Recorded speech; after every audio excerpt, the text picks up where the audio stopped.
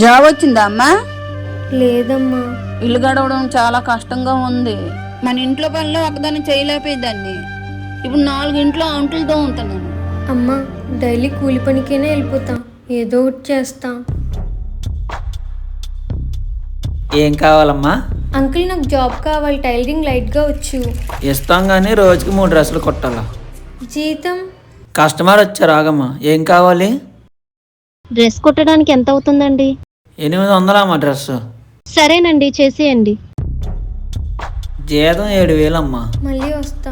7000 salary ఇచ్చి రోజుకి 3 డ్రెస్సులు కుట్టేయాలంట. ఏం కావాలండి? బయట మనిషి కావాలని రాసింది కదా, జాబ్ కోసం వచ్చా. ఓనర్ అలాగే పెడతాడు. ఇక్కడ పని చేస్తున్న వాళ్ళకే జీతాలు లేవు. పర్లేదండి, నాకు ఈ జాబ్ అవసరం. మీ ఇష్టం. మార్నింగ్ 9:30 నుంచి రాత్రి 8:30 వరకు డ్యూటీ. ఇంకా రోజంతా ఇక్కడే అయిపోతుంది. ఇంకా వేరే జాబ్స్కి ఎలా ప్రిపేర్ అవుతా?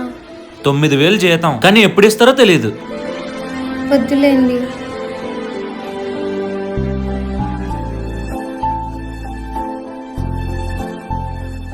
రమ్య, నువ్వు బిజినెస్ చేసుకోవడానికి డబ్బులు సెట్ అయ్యాయి.